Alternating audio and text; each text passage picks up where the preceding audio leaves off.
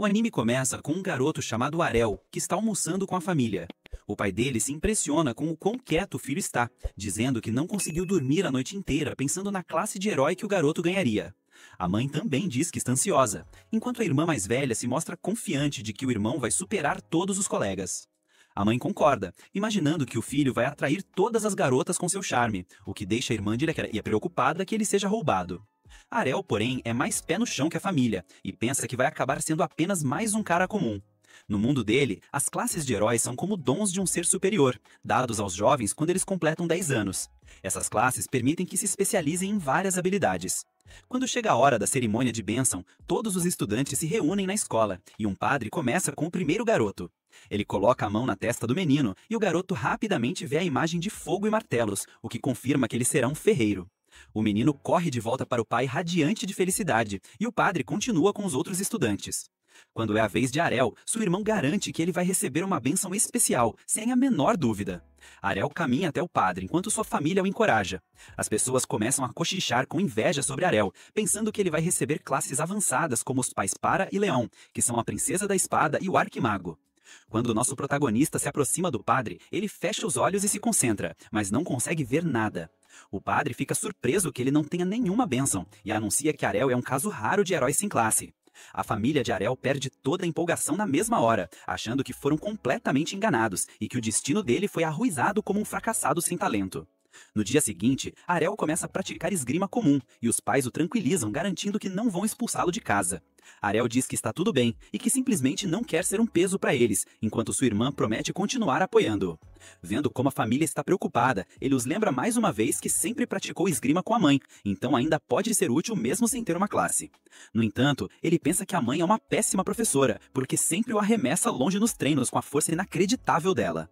Depois de terminar a explicação, a mãe de Arel fica feliz que o filho seja tão esperto, enquanto o pai acha que talvez ele possa conseguir um emprego de verdade.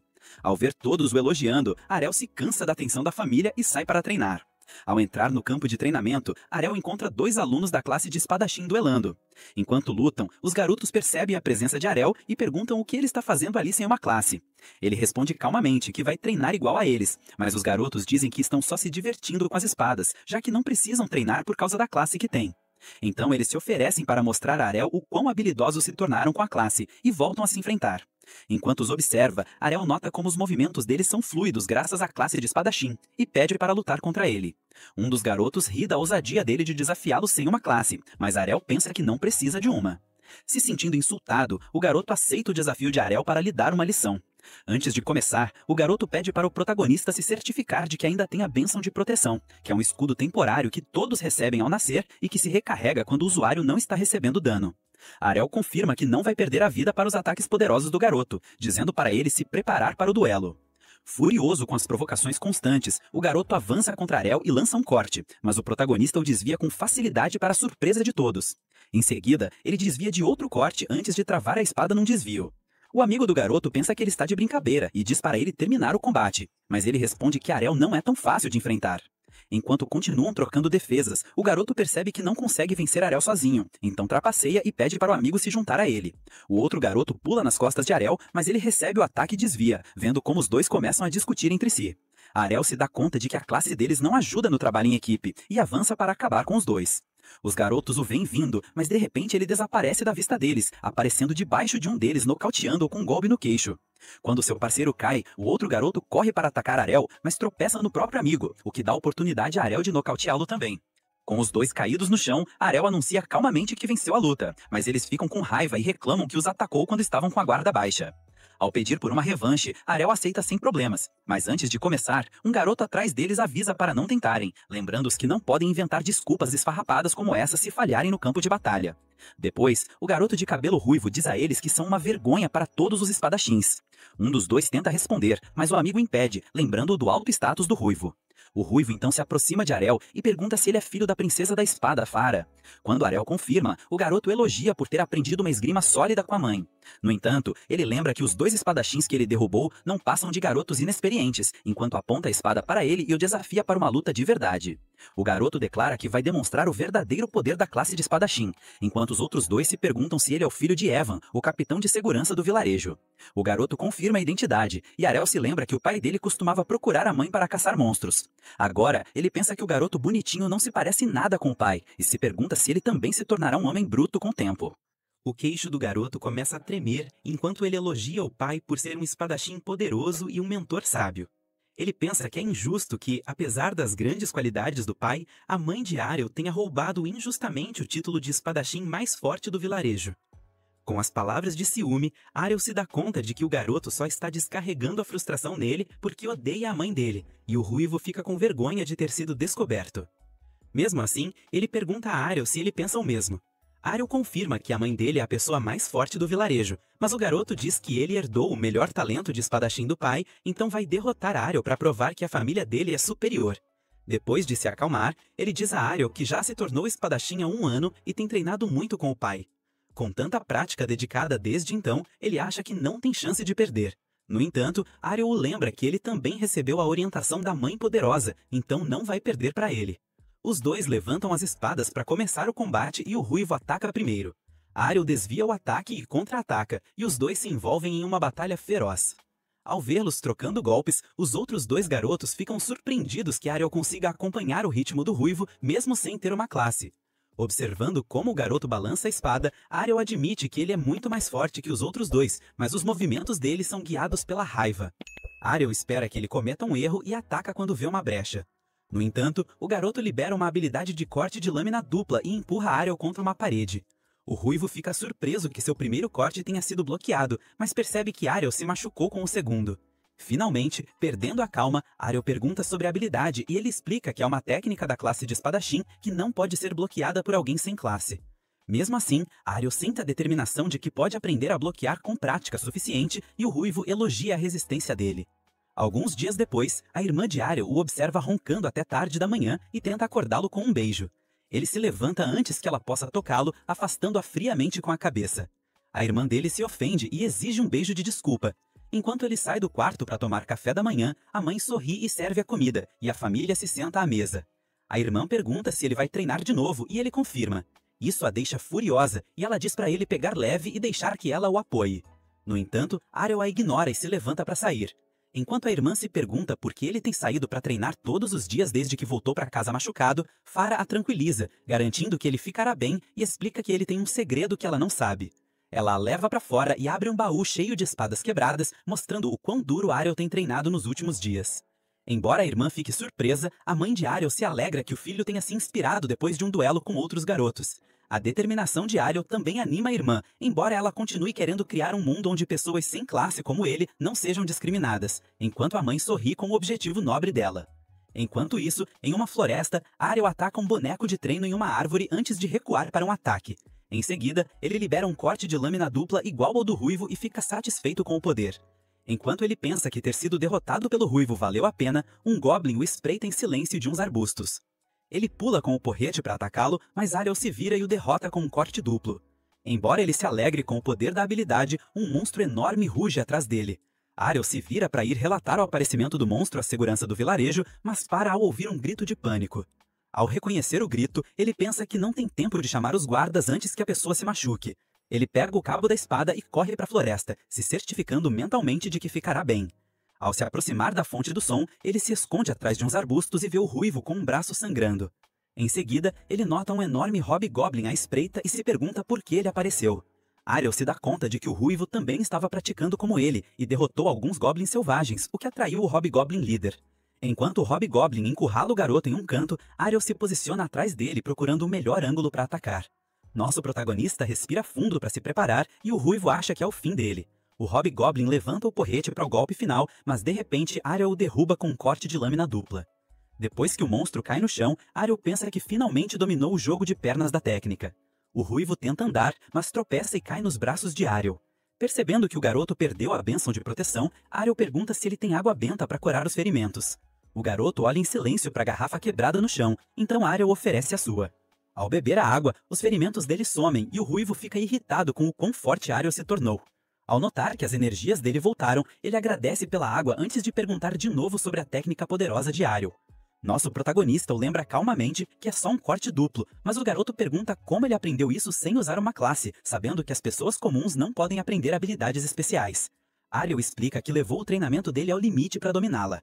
O ruivo ficou confuso então Ariel esclarece que aprendeu a técnica ajustando-se ao ritmo dele e à posse dos passos. Depois, Ariel diz ao ruivo que ele foi a ferramenta mais importante, já que o ajudou a entender a técnica depois de tê-lo acertado dezenas de vezes com ela. Embora o garoto fique chocado com a revelação, Ariel diz que tem treinado o corte de lâmina dupla para derrotá-lo na revanche dele. Impressionado com a dedicação, o ruivo aceita o desafio. Ariel pergunta se ele tem certeza, mas o garoto responde que é o mínimo que pode fazer depois que ele o salvou e curou os ferimentos. Ariel fica surpreso que ele saiba retribuir favores, e o ruivo se sente insultado pela baixa opinião dele. Logo, os dois garotos se preparam com as espadas e começam o duelo com um corte duplo ao mesmo tempo. Embora o ruivo se surpreenda que Ariel bloqueie os dois cortes, ele leva um ataque surpresa.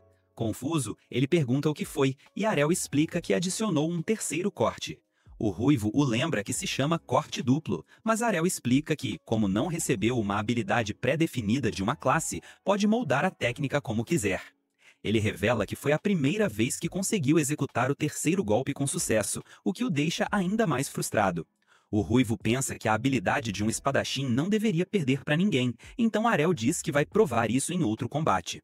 Os dois levantam as espadas de novo e o ruivo se acalma, acreditando que tem uma vantagem de velocidade sobre Ariel. Quando os dois liberam o corte duplo, o ruivo espera o terceiro golpe de Ariel. No entanto, a velocidade do terceiro corte o surpreende e o derruba. Mesmo bloqueando, Ariel aponta a espada para o garoto derrotado e diz que o resultado era de se esperar. O ruivo pergunta por que o terceiro corte de Ariel é tão rápido, e ele explica que também aprendeu esse truque com ele. Ariel revela que controla os dois primeiros ataques para que sejam mais lentos, e concentra toda a força no terceiro para pegar o oponente de surpresa. Se sentindo completamente superado, o ruivo range os dentes de raiva, e Ariel se retira vitorioso. Alguns dias depois, enquanto a família deles janta, Farah revela que o filho de Evan foi treinar em Brescia. Surpreso com a notícia, Ariel pergunta o que é Brescia e a mãe explica que é a cidade das espadas. Ela conta que costumava treinar em uma guilda lá antes de se casar e se empolga com a ideia de visitar a cidade e explorar todo o potencial dele como um herói sem classe. 5 anos depois, um Ariel mais adulto vai para a cidade de Brescia em uma carroça. Enquanto atravessa uma floresta, o condutor avisa a todos que logo chegarão a Brescia. Depois de subir uma colina, uma mulher que viaja na carroça pergunta aos outros passageiros se todos vão para o mesmo lugar. Um espadachim bárbaro responde friamente, então ela pergunta por que ele está tão bravo.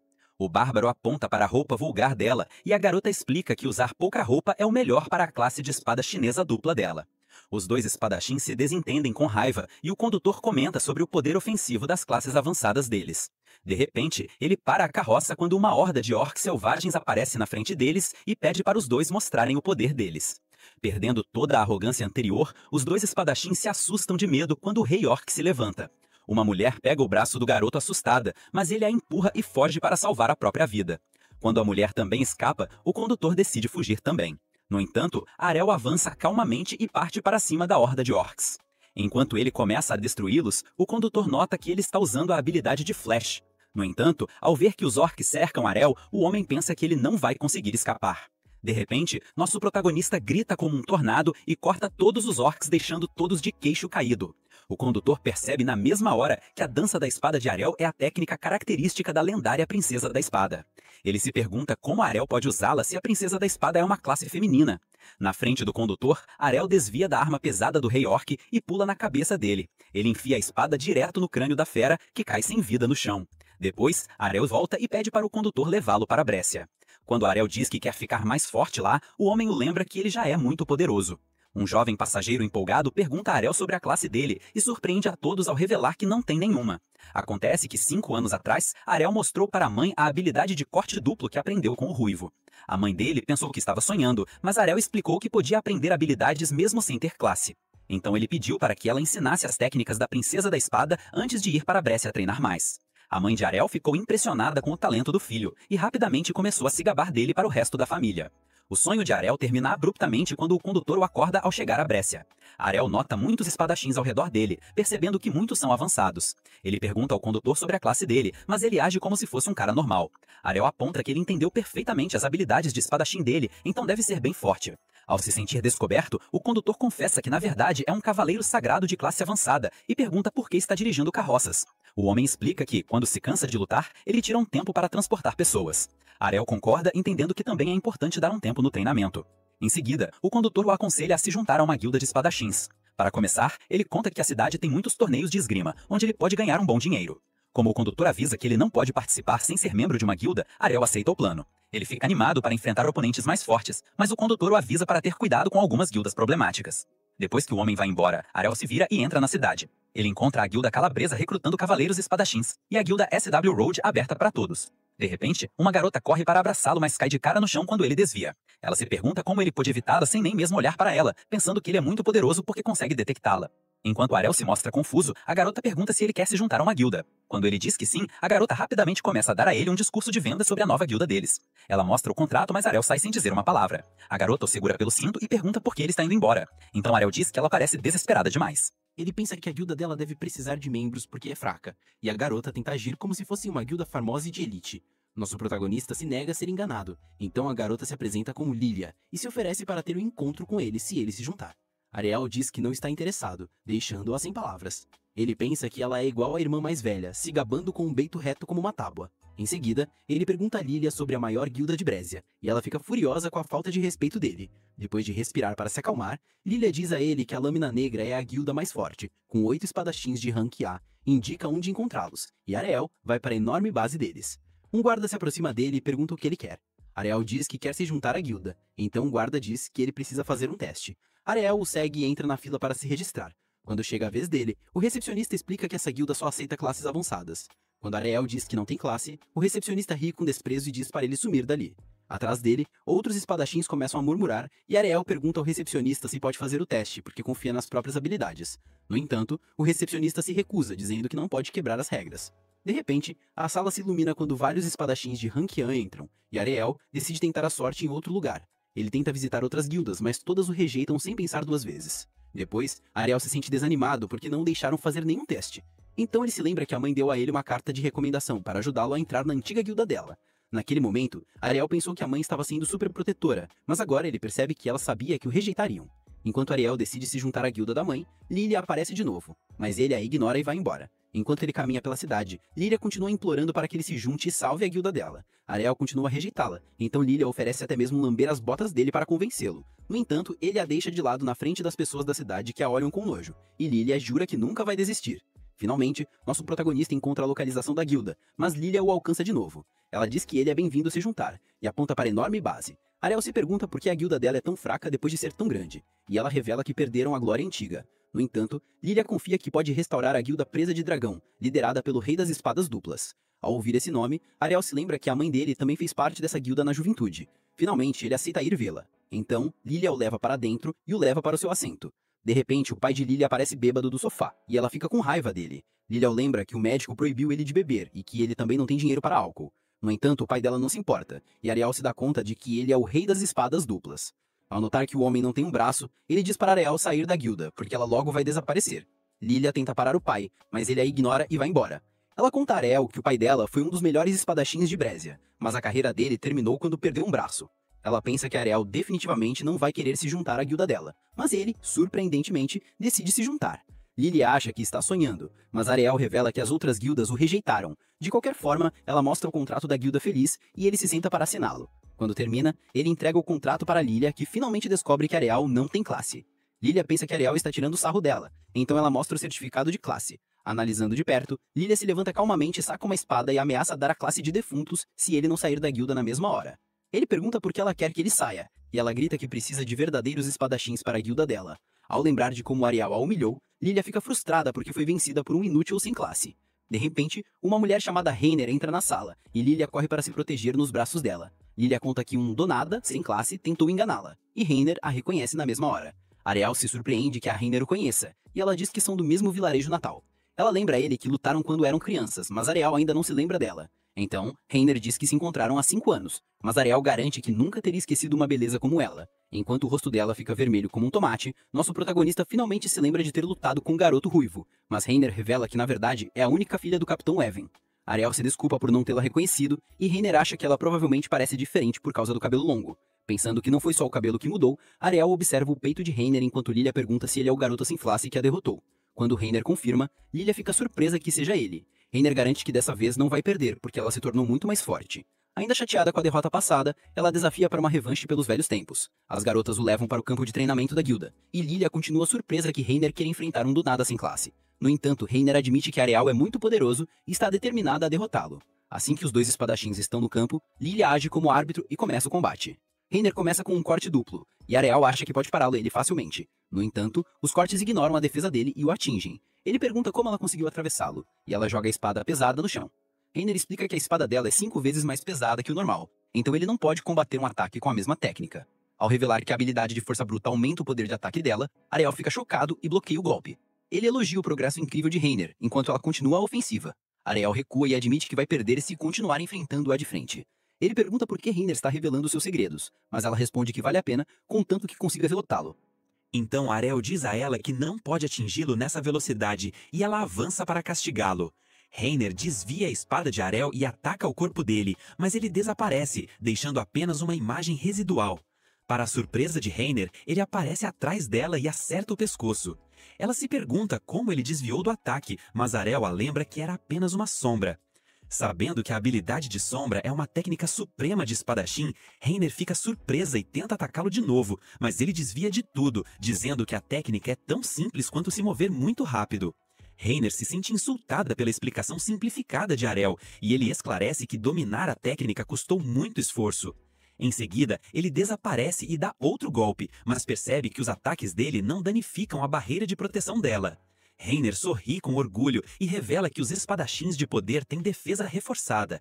Ela tenta atacá-lo de novo, mas Ariel se afasta e contra-ataca. Enquanto ele revela que aprendeu o contra-ataque com a mãe dele, Reiner cai derrotada. Ao ver a luta, Lilia fica chocada, mas declara a vitória de Ariel. Reiner se sente frustrada por ter perdido mesmo depois de ter ficado mais forte, e Ariel a elogia pelas habilidades dela. No entanto, ele diz que ele é simplesmente mais forte que ela, e Reiner começa a chorar. Lilia corre rapidamente para consolá-la com raiva porque ele a fez chorar. Nosso protagonista não entende por que ela está chorando se ele acabou de elogiá-la, e Reiner age como se não tivesse chorado antes de sair correndo de volta para a guilda. Assim que entram, ele e Lilia a ouvem lamentar por ter perdido mesmo depois de treinar por 5 anos. Depois, Lilia aceita Ariel na guilda dela. Ele nota a mudança de atitude dela, mas ela finge que sempre confiou na força dele. Ariel se lembra de como Lilia era agressiva, mas deixa pra lá e pergunta por que a guilda está em declínio. Lilia, desconfortável, confessa que estão endividados, e ele pergunta quanto devem. Ela o chama para se aproximar e sussurra o número no ouvido dele, mas diz que podem pagar tudo se vencerem um próximo torneio. Lilia explica que precisam de 3 membros para participar, e Ariel pergunta por que Reiner fica em um lugar tão pobre. Lilia revela que, quando Reiner chegou a Brécia pela primeira vez, ela foi rejeitada por todas as grandes guildas. No entanto, o pai de Lilia viu potencial em Reiner e a aceitou gentilmente na Pressa de Dragão. Ariel entende que Reiner está pagando essa bondade com lealdade. Ele diz a Lilia que será fácil saldar a dívida com o torneio. No entanto, ela não se sente confiante porque eles vão enfrentar equipes inimigas de até 5 membros com apenas 3 deles. Enquanto Lilia se preocupa com os rivais poderosos que vão enfrentar, Ariel se sente animado com o desafio. Ansioso para que o torneio chegue, Ariel anuncia que lutar contra oponentes fortes é a razão pela qual ele veio para Brécia. Observando-os em segredo o tempo todo, o mestre da guilda se retira, tendo notado o grande potencial dele. No dia seguinte, Ariel acorda em um quarto estranho, mas se lembra de que agora mora na guilda Presa de Dragão. Ao sair do quarto, ele cumprimenta Lilia e Reiner Romeza. Lilia pergunta se ele dormiu bem, e Ariel diz que fazia tempo que não descansava em uma cama de verdade. Ao notar que Reiner está completamente quieta, Ariel se pergunta se ela ainda está chateada com a derrota.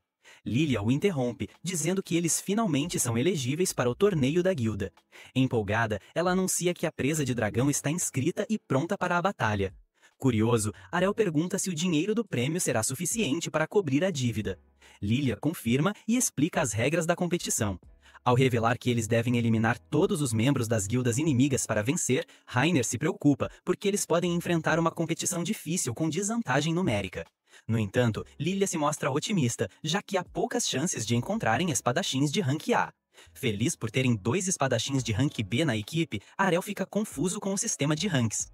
Rainer zomba de Arel por ser tão ignorante, e Lilia explica que os ranks dos espadachins vão de D a A, de acordo com a força deles. Ela também revela que há apenas 20 espadachins de rank A em Brésia, e que tanto Rainer quanto ela são de rank B. Embora Arel tenha derrotado Rainer, Lilia não suspeita que ele seja de rank A por causa da enorme diferença de poder entre os 2 ranks.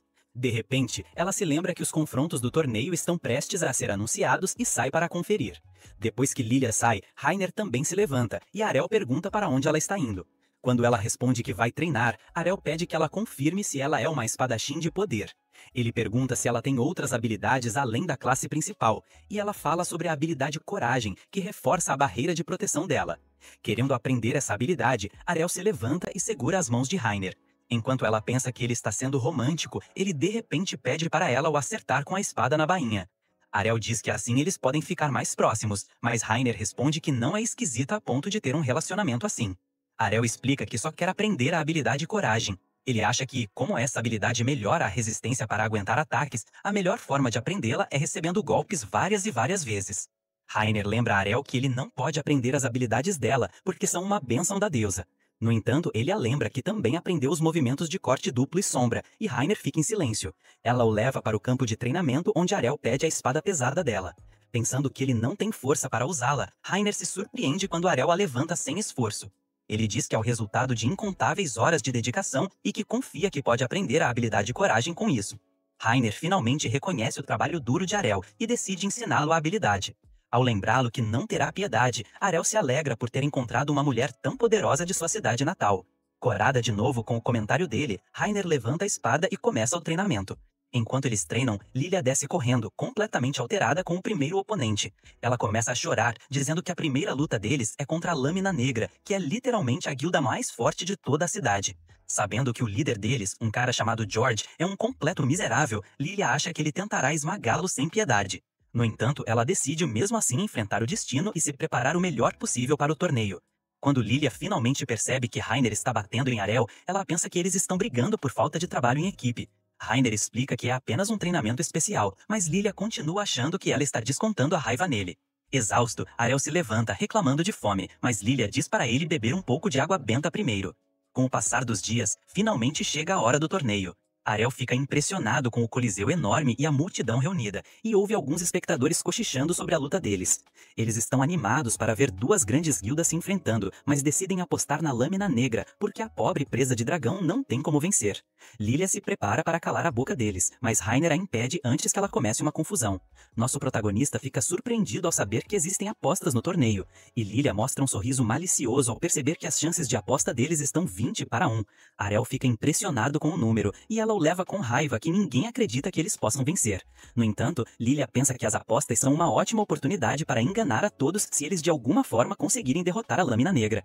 Sabendo que não vão sair das dívidas de qualquer jeito, Lilia revela que hipotecou a casa e apostou todas as economias dela a favor da própria guilda. Rainer acha que as chances de perderem são muito maiores, mas Lilia pensa que eles já estão no fundo do poço, então não tem nada a perder. De repente, George elogia Lilia por defender a guilda do pai dela com tanta paixão.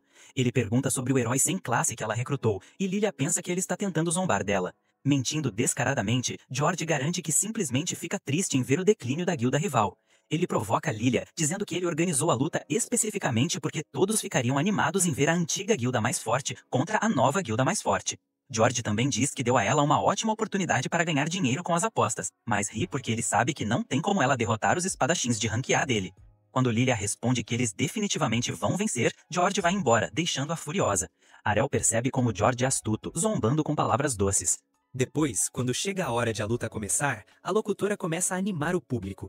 Enquanto a multidão explode em comemoração, Arel percebe que George não vai lutar contra eles.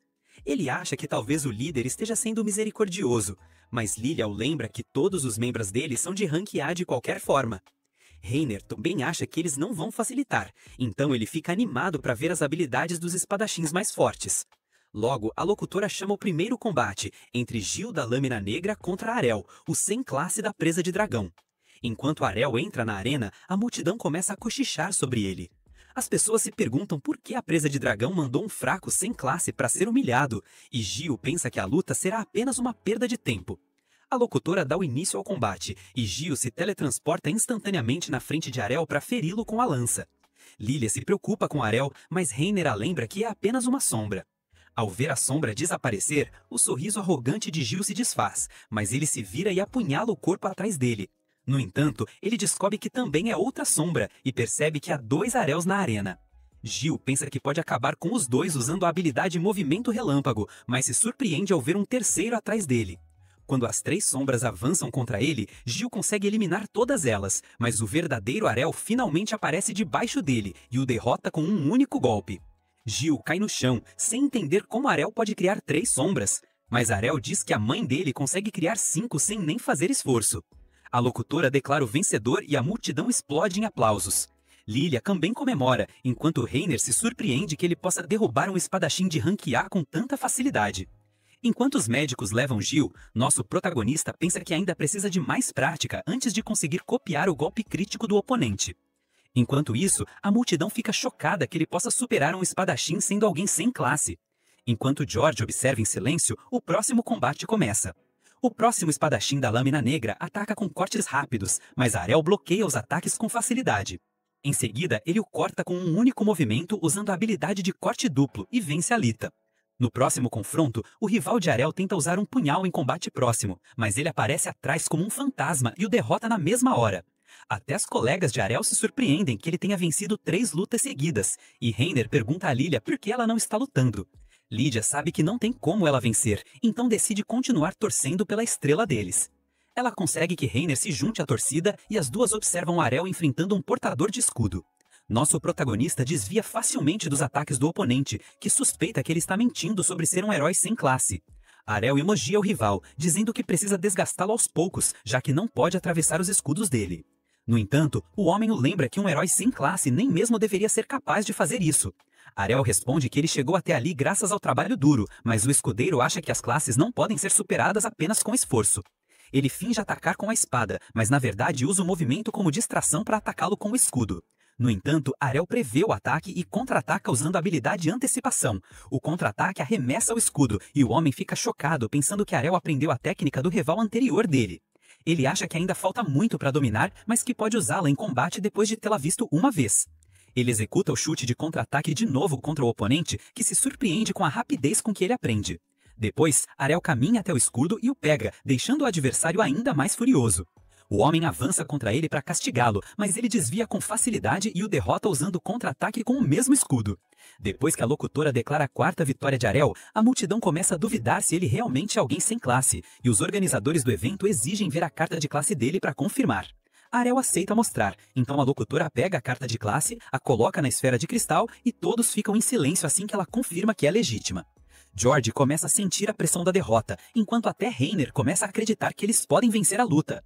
Lilia se sente frustrada porque não sabia de toda a força de Arel antes. Se soubesse, teria vendido as relíquias da família para apostar ainda mais dinheiro a favor deles. Reiner admite que não esperava que ele tivesse crescido tanto e se pergunta como Arel treinou durante os últimos 5 anos.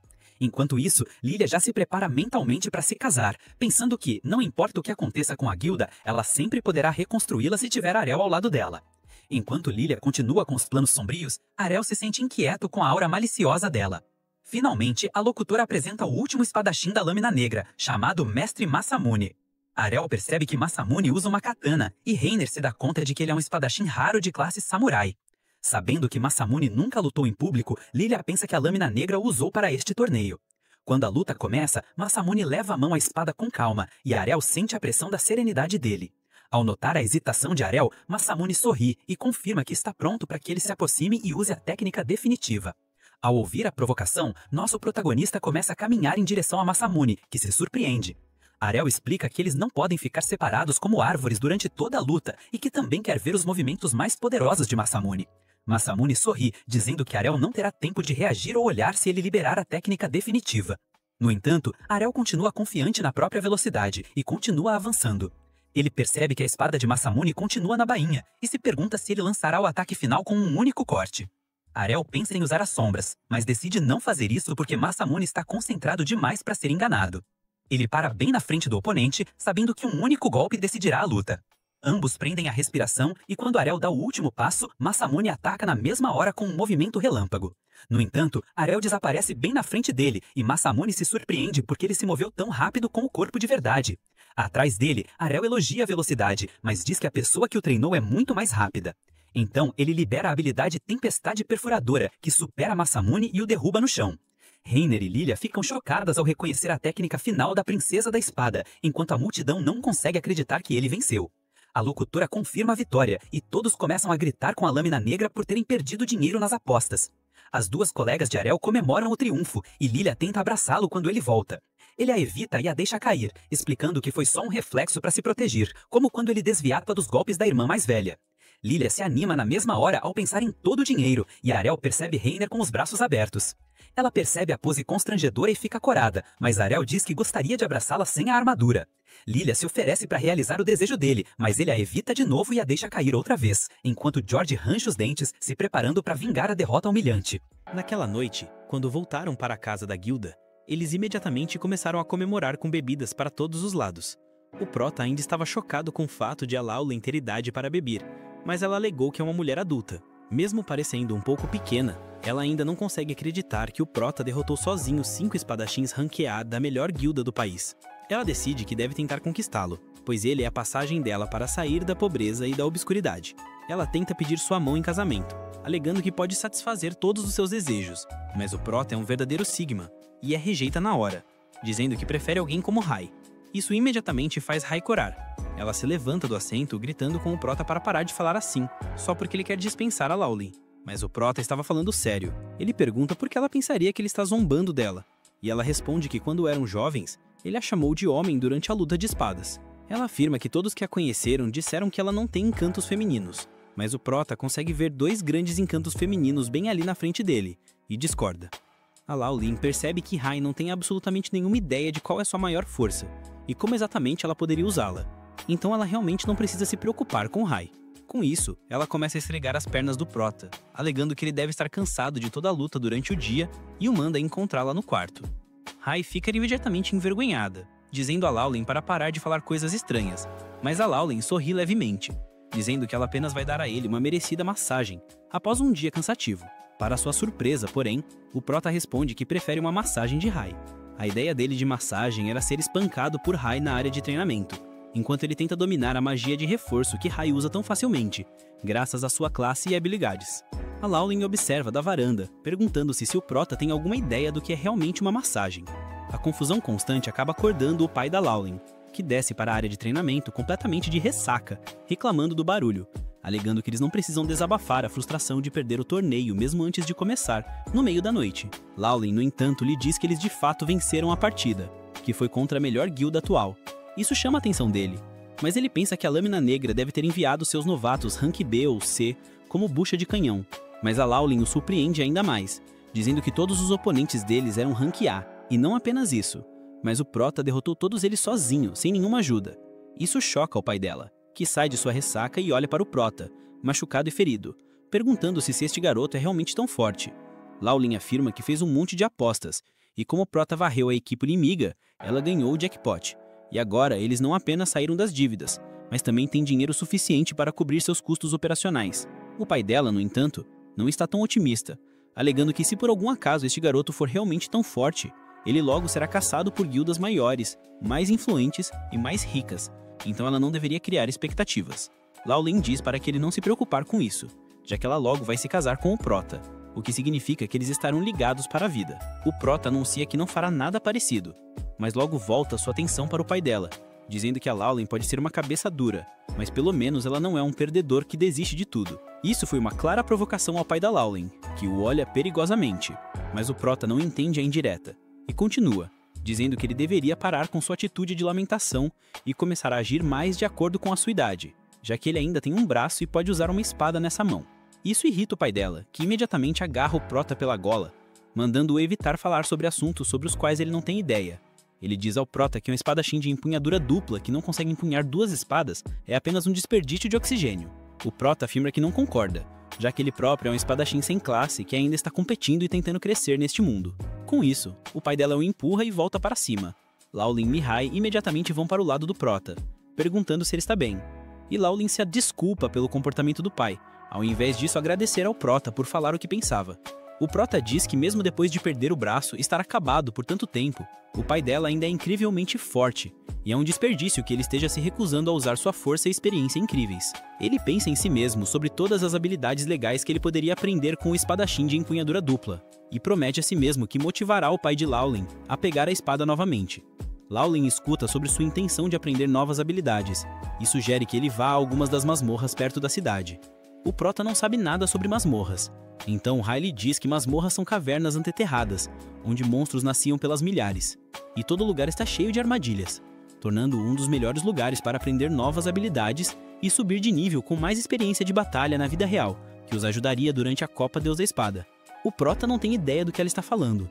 Então ela explica que a cidade todos os anos organiza um torneio onde os melhores espadachins do país participam para mostrar suas habilidades e provar que são o melhor espadachim do país. Lowly imediatamente pega um formulário e diz ao Prota para preenchê-lo se quiser participar. Mas, para o horror de Rai, ele o rasga bem na frente delas. Rai fica confusa e pergunta se ele não quer participar do concurso, mas o Prota responde que a Lowly estava tentando enganá-lo, dando-lhe uma certidão de casamento para assinar em vez do formulário. A Lowly ri, dizendo que estava apenas testando as águas, mas o Prota está farto de ser um bom moço e a agarra em um mata-leão para lhe ensinar uma lição. Na manhã seguinte, o Prota acorda e encontra a Lowly tentando assediá-lo, mas ele desvia dela e a amarra na cama antes de sair. Mais tarde naquele dia, todos vão juntos para as masmorras, onde Lowly explica que todos ficam nos círculos de teletransporte, através dos quais podem se teletransportar para o nível da masmorra que desejam, mas você só pode ir para os níveis em que esteve antes. Lowly afirma que atingiu o nível 12, enquanto Rai atingiu o 14. O Prota imediatamente decide ir com Rai para o 14º nível, mas a Lowly afirma que não funciona assim e ele precisa estar fisicamente presente no nível para poder ir para lá novamente. Isso foi um balde de água fria, já que o Prota queria lutar contra os monstros mais fortes que pudesse encontrar desde o início, mas a Lowly lhe diz para não se preocupar, pois ela conhece uma rota muito curta que os levará rapidamente aos andares inferiores. Eles concordam com um plano, mas a Lowly tenta ficar sozinha com o Prota, dizendo que Rai pode continuar sua corrida no nível 14, já que o Prota não precisaria de 2 guias, e começa a arrastá-lo. Mas o Prota não é tão facilmente manipulado, e pede a Rai para ir com eles. Eles entram no primeiro andar, onde são imediatamente atacados por 2 cavaleiros em armaduras. O Prota saca sua espada e começa a lutar com um deles, enquanto Rai pega o outro. Ele fica surpreso ao notar que, mesmo tendo armaduras pesadas, o cavaleiro se move com agilidade incrível, mas não é nada que ele não possa lidar. Então, ele usa seu passo rápido e corta a cabeça do cavaleiro, apenas para perceber que toda a armadura está vazia e está sendo alimentada pela mana da própria masmorra. O cavaleiro começa a se mover novamente, mesmo sem cabeça, e Rai afirma que eles não têm fraqueza real e também não sentem dor. Então o Prota decide mirar nas pernas, o que funciona perfeitamente, já que os cavaleiros mágicos colapsam no chão. Rai também lida com o oponente dela, dizendo que eles logo se regenerarão, então precisam seguir em frente. Antes de avançar mais, porém, o Prota pergunta a Lowly qual é a classe dela, e ela afirma com muito orgulho que é uma esgrimista e promete ensiná-lo o que ele quiser na área de treinamento ou na cama. Mas o Prota rejeita mais uma vez e segue em frente.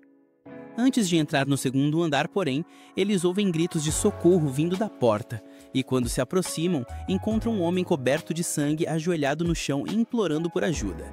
Rai sugere levá-lo para a superfície, mas ele promete que o homem se recusa, alegando que seus amigos ainda estão lá dentro, ficaram gravemente feridos por uma armadilha. Ele implora que eles ajudem a resgatar seus amigos, mas a Lowly imediatamente vai ao ponto, pedindo dinheiro em troca de ajuda. Para sua surpresa, o homem até lhe paga uma boa quantia com o dinheiro que ganhou apostando, mas o Prota sente algo errado. Enquanto caminha atrás do homem, ele nota que sempre que perde sangue assim, não consegue nem se sentar sozinho sem água benta, muito menos caminhar até uma sala perigosa.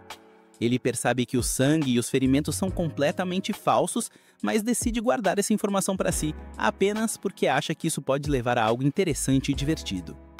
O homem os leva a uma sala secreta, onde encontra um rastro de sangue e uma poça no centro com uma única moeda de ouro. A visão da moeda atrai imediatamente a Lowly, que vai pegá-la quando um círculo de teletransporte aparece debaixo deles. Rai percebe que isso foi uma armação, enquanto o homem sorri para eles, alegando que foi bem pago para fazer um trabalho tão fácil. Mas, para sua surpresa, o círculo mágico transportou ele junto com os outros. Todos eles emergem em um andar que nem Rai viu, o que significa que é ainda mais baixo do que o 14º andar, mas ainda sem sinais de inimigos fortes. O cara que fingiu estar enfermado ficou tremendo de medo, gaguejando que este supostamente é o andar mais baixo da masmorra, onde o avançado deus da espada pode ser encontrado. De repente, um cavaleiro com armadura encontada com arco-íris aparece na frente deles. Mas a Lowly se recusa em acreditar na história da classe deus da espada, que todos pensavam que ser apenas um mito. O Prota, porém, percebe o problema em que eles estão e imediatamente empurra Lowly para baixo, enquanto o deus da espada envia um golpe aéreo tão forte que quebra as paredes da masmorra. Sem perder tempo, o deus da espada ataca o Prota, que mal consegue levantar a espada a tempo, bloqueando o ataque. Mesmo sendo empurrado contra a parede, ele percebe que sobreviveu a isso só por causa do treinamento de magia de reforço que recebeu de Rai. Ele tenta revidar um ataque, mas o cavaleiro é extremamente rápido e usa todos os movimentos avançados para recuar. Com isso, ele sorri, dizendo que esta é uma boa oportunidade para se testar. Isso choca completamente seu grupo, enquanto ele usa a mesma técnica de passo divino para diminuir a distância e ataca, atingindo o cavaleiro com uma barragem de golpes que são bloqueadas. O cavaleiro é forçado a recuar, mas usa uma habilidade que faz a gravidade na sala aumentar, forçando os outros a irem para o chão. Mas o Prota mantém facilmente sua postura, já que ele enfrentou a mesma coisa antes, quando era mais jovem. Treinando contra a mãe, ele usou toda a sua força naquela época, apenas para conseguir ficar em pé. Então, quando a mãe dele atacou, ele não conseguiu fazer nada. Mas desta vez é diferente. Ele usa a moada de ouro para anular o ataque, o que cria uma pequena abertura. E o Prota usa em todo o seu potencial. Usando uma das suas habilidades mais fortes, chamada Quebra Infinita, o cavaleiro se estilhaça em pedaços após aquele ataque, chocando todos os presentes na sala. Ele recupera as suas forças com um pouco de água benta, e em seguida todos eles saem em segurança da masmorra, através do feitiço de teletransporte. De volta ao bar, Rhodes estava bebendo novamente quando escuta uma conversa entre 3 jovens idiotas, falando sobre como eles prenderam os novos membros da guilda presa do dragão em uma armadilha, e que eles provavelmente nunca mais voltarão. Rod se aproxima deles e quebra a mesa com um único soco, ordenando que revelem tudo o que sabem. Mas ele é interrompido por Jorg, que o chama de bêbado inútil. Rod percebe imediatamente que isso deve ter sido armado por Jorg, e o que significa que as chances de sobrevivência de sua filha são mínimas. Completamente arrasado, ele avança em direção a Jorg, mas é empurrado de lado como um camponês, enquanto se ajoelha no chão, desejando poder salvar sua garotinha. Mais uma voz repentina vinda da porta chama sua atenção, e ele se vira para ver Lowly, junto com Prota e Rai, entrando na taverna, falando sobre como estão famintas. Lowly nota o pai e o feio Jorg, mas fica surpresa quando Rod a abraça com força, agradecendo a Deus por garantir que sua filha estivesse segura. Rai confronta Jorg, dizendo que eles obtiveram todas as informações do capanga dele, que confessou que tudo foi um plano de Jorg. Mas, assim como qualquer político, ele se recusa a admitir, alegando que todos são responsáveis pela própria segurança nas masmorras. E o Prota acha que é um ponto válido. Rod diz a Jorg que ele não vai se safar dessa, mas Jorg simplesmente o chama de bêbado, lixo acabado, e sai da sala enquanto o Prota se pergunta com que novos truques terá que lidar agora. No dia seguinte, para seu horror, ela cai na mesma chave que Arrow, o que já acaba com o ânimo dela. Isso porque significa que ela não tem absolutamente nenhuma chance de vencer as preliminares e realmente representar sua guilda no torneio principal. Arrow está meio confuso sobre o conceito de preliminares. Então, reexplica que, como o torneio do Deus da Espada inspira e atrai uma quantidade enorme de espadachins aspirantes, é quase impossível aceitar todos no torneio principal. Por isso, a cidade organiza as preliminares com chaves diferentes baseadas em um lançamento de dados. É pura sorte que enfrenta quem na chave, e o vencedor de cada chave ganha um ingresso direto para o torneio principal. Arrow pega o pergaminho que Rai estava lendo e nota que ele está em um grupo diferente do dela. Ela agradece aos céus por isso, já que não teria a menor chance contra Arrow. Enfim, ela começa a rezar para o deus para ajudá-la a passar das preliminares sem muitos problemas. Enquanto Arrow tira sarro dela por ter problemas com o pai, Lowly os interrompe, exigindo que voltem para os calabouços para treinar. Mas Arrow já está entediado demais com os calabouços e só quer dar um fora. Lowly, no entanto, tenta se fazer de fofa, dizendo que precisa de um homem forte para defendê-la caso as coisas deem errado. May percebe como Lowly é patética e planeja ensiná-la 1 ou 2 lições sobre ser independente. Mas, antes que pudessem sair, Rod aparece na sala, agindo de forma um tanto dramática ao agarrar sua filha, dizendo para ela ter muito cuidado, pois nunca se sabe quando Georg vai decidir atacar novamente. Lowly pode ver o medo nos olhos do pai, então ela concordou solenemente em ir com calma antes de sair. Rod se vira e encontra Arrow o julgando em silêncio. Rod, no entanto, afirma que ainda tem tempo para se recompor e ser um pai mais protetor para sua filha. Arrow, por sua vez, apenas sorri, alegando que nunca é tarde demais para ser uma pessoa legal, e vai embora. Passam-se algumas semanas, e finalmente chega o dia das preliminares. As lutas começam com a plateia vibrando das muralhas, enquanto os lutadores se enfrentam em um turbilhão de faíscas e golpes de espada. Lentamente, mas com certeza, o grupo começa a diminuir à medida que as pessoas são eliminadas. Até Lowly perde sua luta antes mesmo de encontrar Arrow. Ela fica de luto em um canto, triste com os resultados, já que pelo menos esperava chegar às finais dessa vez. Mas Arrow não se importa com os sentimentos dela, afirmando que ela estava preocupada à toa por não vencer as preliminares, já que estavam na mesma chave, pois ela teria perdido de qualquer jeito.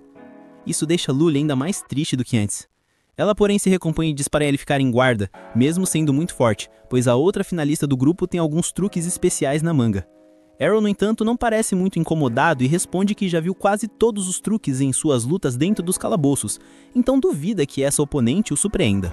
Lowly, porém, não tem tanta certeza e responde que essa espadachim de cabelo vermelho é, na verdade, uma espadachim mágica, que pode usar seus feitiços para reforçar suas espadas com mana e poder extra. Isso foi interessante, já que Arrow não esperava que a cidade permitisse o uso de magia em um torneio baseado em ser o melhor espadachim. Lowly responde que não importa qual seja a sua classe, você só precisa fazer parte de uma guilda para entrar no torneio. Com isso, o locutor chama Arrow e Lowly deseja sorte. Ele sobe na arena e fica cara a cara com a garota ruiva, que já avisa que é uma espadachim mágica e que é uma classe aceita. Por isso, ela não quer ouvi-lo reclamar sobre como a luta foi injusta por causa da magia dela. Arrow diz na lata que não se importa, e que o melhor lutador vencerá a luta. Com isso, o locutor inicia a luta, e imediatamente a garota ruiva começa a lançar bolas de fogo contra ele. Arrow faz um movimento Matrix, desviando dos ataques um por um, enquanto deflete e corta os restos. A espadachim mágica, no entanto, parece ter uma fonte infinita de mana enquanto continua seu ataque. Mas Arrow desvia e esquiva dos ataques para chegar bem perto. Ele imediatamente tenta golpeá-la, mas a garota consegue bloqueá-lo enquanto usa a outra bola de fogo para forçá-lo a recuar.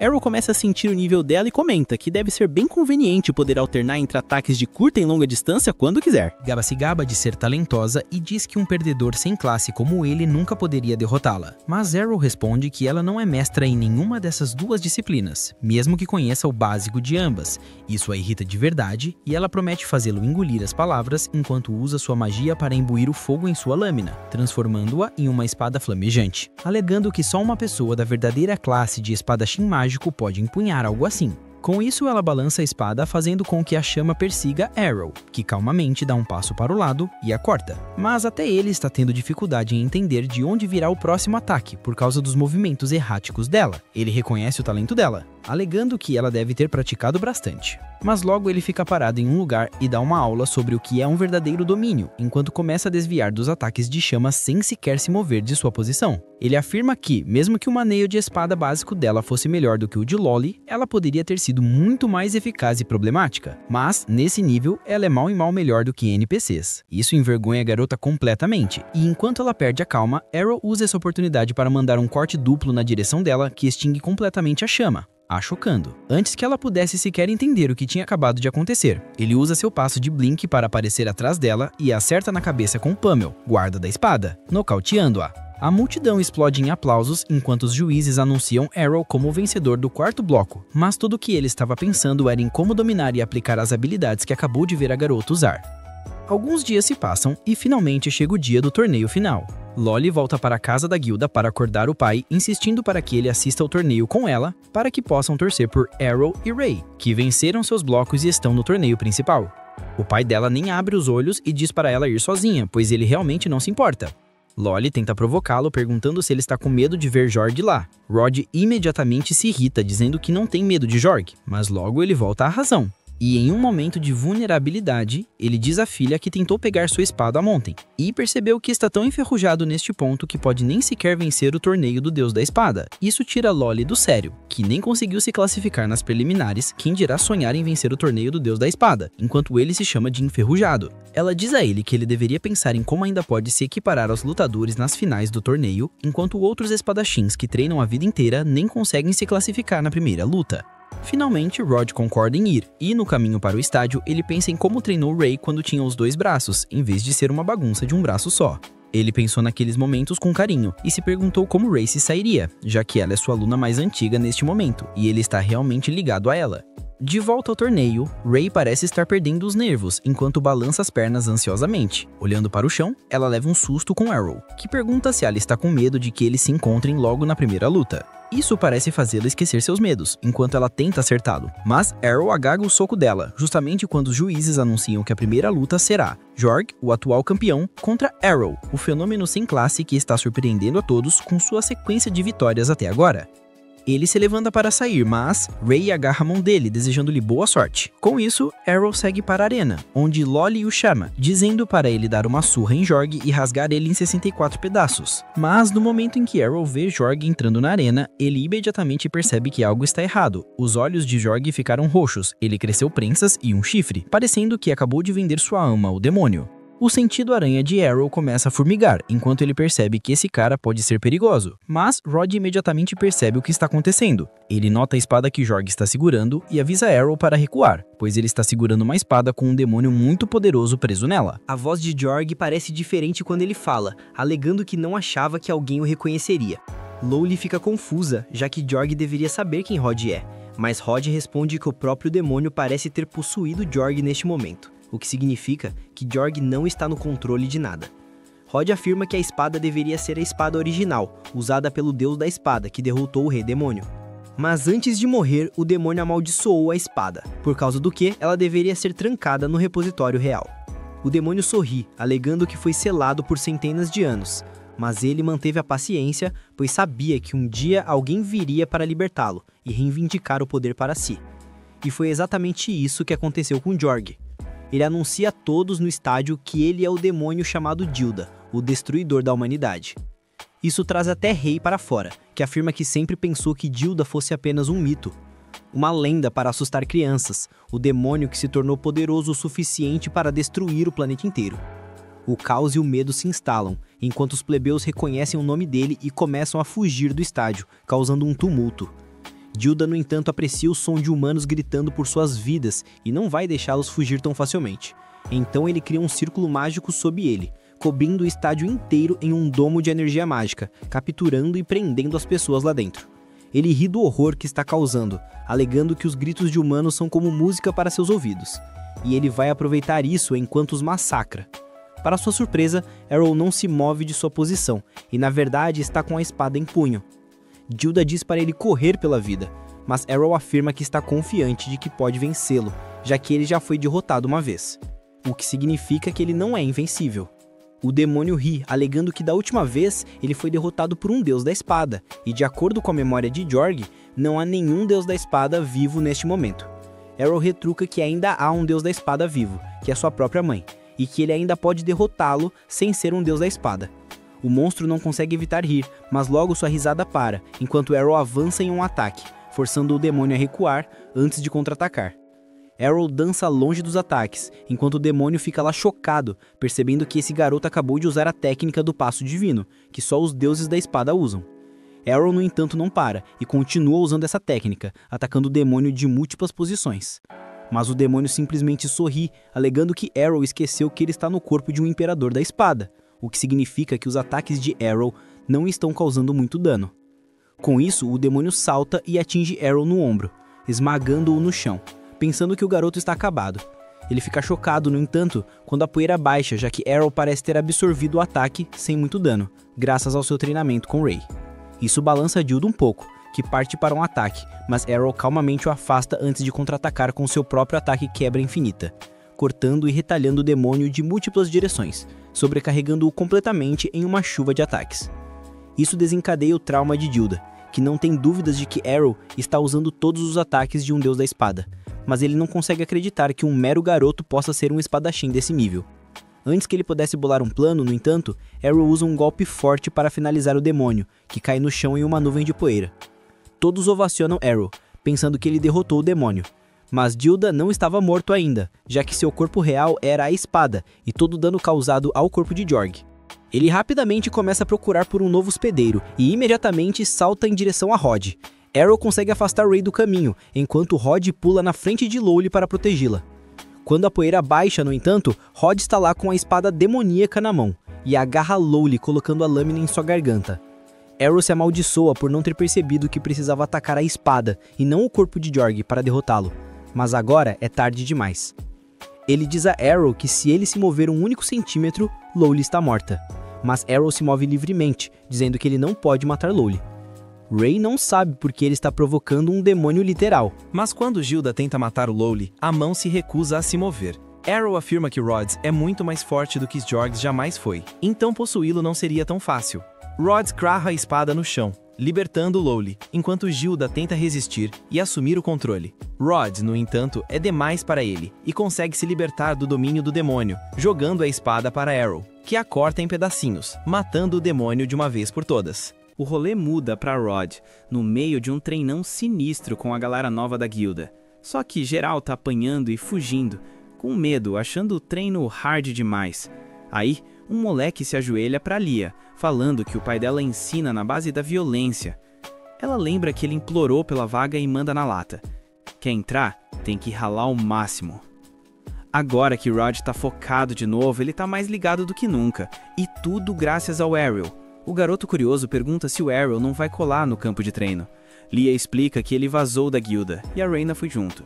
Por isso estão recrutando gente nova para dar um gás no grupo. Mesmo assim, Lia tá de boa. Acha que cada um tem que seguir seu próprio rumo. A história vai para Arrow, viajando de carruagem para a casa da família.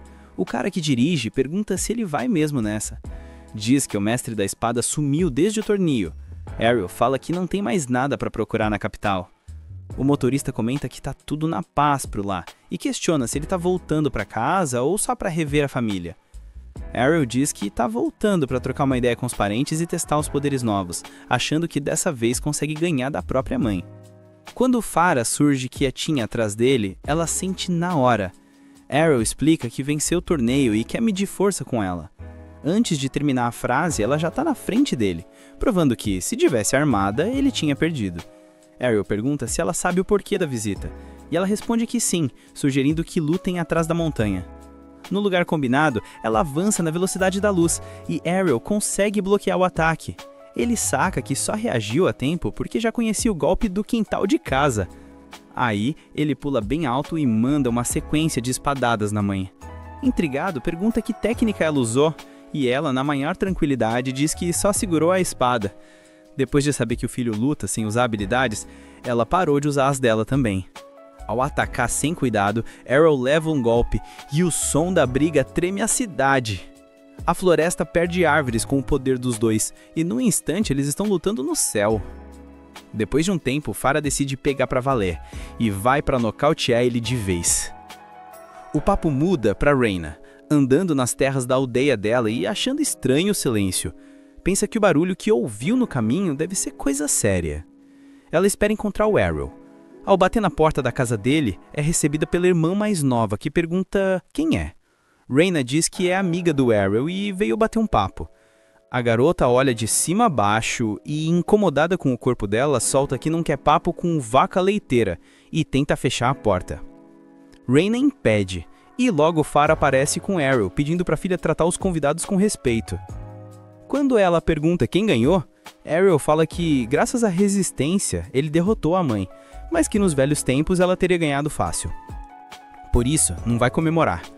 Os dois ficam sem jeito e Farah pergunta se Arrow não vai apresentar a Reyna. Já dentro de casa, ela comenta que quer falar sobre a Guerra das Espadas, mas tá curiosa para saber como os dois se conheceram. Mira continua emburrada, chamando Reyna de vaca. Reyna pergunta se parece tão gorda assim, e Arrow explica que eles moravam na mesma cidade. Envergonhada, Reyna tenta esclarecer que não rola nada entre eles, só faziam parte da mesma guilda, e por isso viviam juntos. Ela pergunta por que ele saiu da guilda, e Arrow responde que pediu demissão. Ela insiste que geral se despede antes de ir embora, mas o garoto explica que já tinha aprendido todas as técnicas que queria copiar e vazou. Nisso, Evans chega para avisar a Farah sobre um desastre natural na floresta que assustou o povo. A mulher, na maior tranquilidade, diz que já resolveu tudo e derrotou os monstros responsáveis. Arrow nota que a mãe sempre sabe o que fazer. Evans vê que a filha tá ali e pergunta por que ela veio. Farah explica que Reyna veio para casa deles para aprender a ser uma boa esposa. O homem se emociona, lembrando de como ralou para criá-la bem e agora vê toda madura. Reyna tenta dizer que só quer melhorar como espadachim, mas ninguém escuta e o pai continua comovido porque acha que ela quer aprender as tarefas de casa. Antes que ela possa explicar de novo, ele se despede porque precisa trabalhar, só pedindo que ela dê o máximo. Em seguida, Arrow vai falar com o pai, que está cercado de livros e símbolos mágicos. O homem afirma que está quase conseguindo uma grande descoberta, um feitiço especial. Arrow pergunta se pode aprender magia, mas o pai lamenta e diz que não vai rolar. A cena muda para Reyna, tentando cozinhar com Farah, mas segura a faca toda errada e quebra a mesa com a força. Pede desculpa, dizendo que só quer aprender a lutar com espadas. Farah explica que só isso não basta. Um espadachim de verdade une técnica e corpo, e isso inclui prestar atenção no dia a dia. Reyna promete continuar o treino, deixando Farah feliz, quase como se tivesse ganhado outra filha. Ela então lembra que o Arrow tinha uma irmã mais velha, que foi para a cidade em busca de um futuro melhor, para que o irmão não precisasse viver preso a uma sala de aula. Reyna sabe que quem não tem habilidade costuma ser zoado, mas acha que não precisa se preocupar com alguém que, mesmo sem dons, é mais forte que todo mundo. A história volta pro Arel, ainda com o pai. O homem mostra como usa magia e conserta uma xícara numa boa. Depois, explica que o filho deveria desistir de tentar. Nunca ouviu falar de alguém que conseguisse usar magia sem ter dons ou habilidades. Arel pensa que talvez não seja impossível, e o pai admite que ele tem talento, mas existem limites que nem o esforço supera. Mostra ao filho todas as espadas que já fez, e explica que quem não tem magia dificilmente evolui. Arel concorda, mas pergunta quem pode mesmo dizer que ele não tem poder mágico. O pai responde que se tivesse magia, teria sido reconhecido durante a bênção e poderia usá-la. Arel insiste que sente magia dentro de si. Ele lembra de quando Rhaina o atacava na guilda, e o pai demonstra preocupação, achando que ela mostra carinho de um jeito agressivo. Arel explica que não era isso, ele só deixava que ela o batesse para fortalecer a resistência. Arel se recorda de quando, ainda na guilda, havia tomado água benta para tentar se curar, só que não sentiu nenhuma força divina agindo. Era como se outra energia dentro do corpo dele estivesse se regenerando. O pai, intrigado, sugeriu que aquilo talvez fosse um tipo de magia. Se fosse verdade, ele poderia finalmente ensinar o garoto. Arel notou o brilho de empolgação no olhar do homem, algo que não via há muito tempo. O pai confessou que sempre teve uma certa inveja de Farah, a mãe de Arel, porque ela tinha permissão para ensinar ele a usar espadas. Curioso, o homem perguntou se o filho ainda conseguia sentir aquela energia no corpo. Arel respondeu que sim, dizendo que ela ainda pulsava dentro dele. Então, o pai orientou que ele tentasse espalhar essa energia por todo o corpo, imaginando que estivesse espremendo um líquido invisível a partir da palma da mão. Ele se concentrou, respirou fundo e, para surpresa dos dois, conseguiu fazer isso com facilidade. O pai ficou maravilhado. Aquilo era a prova de que Arel possuía magia de verdade. Mas logo em seguida, o garoto perdeu as forças e desmaiou, exausto por ter usado toda a energia que tinha. O homem suspirou e comentou meio rindo, que o filho podia ser o melhor espadachim que já viu, mas quando o assunto era reserva mágica, Arel ainda estava abaixo até de um aprendiz. Explicou que, para lançar feitiços de forma decente, seria preciso ter centenas de vezes mais mana do que ele tinha naquele momento. Então, para mandar um feitiço, ele precisaria primeiro dominar um mínimo de poder básico, que ele não tinha naquele momento. Assim que o garoto acordou, perguntou o que deveria fazer para aumentar a energia. O pai respondeu que o único caminho era o mesmo que ele já conhecia tão bem: treinar sem parar, assim como fazia com a espada. Antes que pudesse ouvir qualquer outra coisa, Arel desmaiou de novo, completamente exausto, por conta daquele desgaste no final de todos os treinos. O pai murmurou que jamais quis dizer que o filho não tinha capacidade, Pelo contrário, sabia que Arel sempre transformava o impossível em algo real e nunca desistia de nada. Determinado, o garoto decidiu comprar todas as poções de mana disponíveis na cidade e começou um treino pesado ao lado do pai. Durante 6 meses, se dedicou totalmente até o dia em que finalmente conseguiu controlar o fluxo da própria mana. Cheio de orgulho, perguntou ao pai se agora poderia usar feitiços. O homem sorriu, mas respondeu que ainda não. Entregou-lhe uma folha cheia de símbolos e explicou que precisaria aprender a construir as fórmulas na mente, já que sem uma habilidade mágica concedida, Arel teria de criar os feitiços sozinho. Disse também que o ideal seria ele entrar em uma escola de magia, mas para isso precisaria alcançar pelo menos o nível básico. Mais tarde, todos se reuniram para comer. Raina, que vinha treinando com Farah, mostrou um grande avanço, tanto na cozinha quanto no manejo da espada. O clima estava leve, cheio de alegria. Ao ver o pai lançar feitiços numa boa, Arel sentiu uma onda de motivação e prometeu a si mesmo que se tornaria ainda mais forte. E assim, entre risadas e esperanças, aquele dia chegou ao fim. Depois de um salto no tempo, a gente vê o Rainer servindo a Farah, que estava doida para saber como é que estava o resultado do treino dela. Já tinham passado 3 anos desde que ela começou a treinar lá na casa do Arel. Nessa hora, a Farah experimenta o chá que o Rainer preparou e manda um: "Pô, ficou maneiro pra caramba, você tá fazendo isso bem demais." O Rainer sorri, amarra a felicidade e agradece, dizendo que é tudo graças a ela, que é uma professora show de bola. O momento de boa é cortado na hora que a Mira começa a chorar de repente. Ela brota do quarto do Arel com um pedaço de papel na mão. Com o olho cheio d'água, ela explica que, quando foi acordar o Arel, a única parada que encontrou foi um bilhete. O Rainer pega a nota na hora, e nela só tem uma frase escrita pelo Arel, dizendo que ele meteu o pé para a cidade da magia. A Mira chora que nem criança, bolada, falando que o irmão foi embora de novo sem dar um tchau. A Farah corre e conforta ela rapidinho, dizendo que por mais que a cidade da magia fosse irada, o Arel, no mínimo, devia ter se despedido. A expressão do Rainer fica triste e ele manda a real, admitindo que já fez umas paradas parecidas, mas nunca tinha ligado o quão sinistro era ficar pra trás. A Farah, de repente, abraça ele, tipo: "Não pode fazer uma sacanagem dessa e largar a gente não." O Rainer abraça ela de volta e concorda, dizendo que não vai vazar porque ainda tem um monte de coisa pra aprender. A Farah fica pensando: caraca, não é que o Asairi e o Arel meteram o bar assim? E começa a achar que a família dela é meio fria. Ela tá se perguntando a quem será que eles puxaram isso, quando o Leon entra no quarto bocejando, totalmente apagado da vida. Aí já era, a resposta fica claríssima na hora.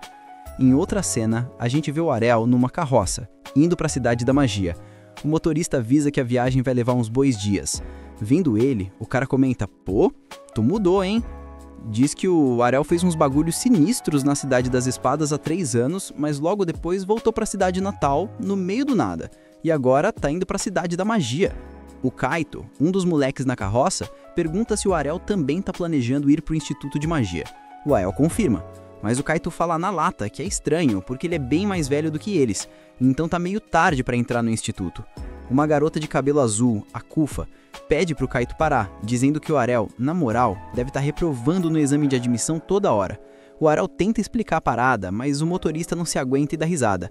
A Kufa diz que eles não deviam tirar onda de quem tá se esforçando para superar as fraquezas. O Kaito fica bolado e diz que mesmo tentando defender o Arel, ela insultou ele mais ainda do que o Kaito.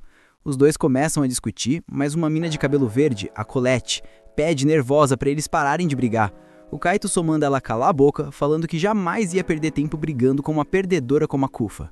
Enquanto eles trocam ideia, o Arel fica pensando se todos ali são feiticeiros, porque se forem, isso quer dizer que eles devem ter recebido as bênçãos há pouco tempo. O Kaito decide perguntar qual é a especialidade de magia dele, dizendo que a dele é magia vermelha. O Arel pensa um pouco e lembra do que o pai contou sobre os tipos de magia. A magia negra tem a ver com escuridão e morte. A branca, com luz e vida. A amarela é ligada à terra e metais. A verde, ao ar e clima. E a azul, à água, gelo e frio. Por último, a do Kaito. A magia vermelha é sobre fogo e calor.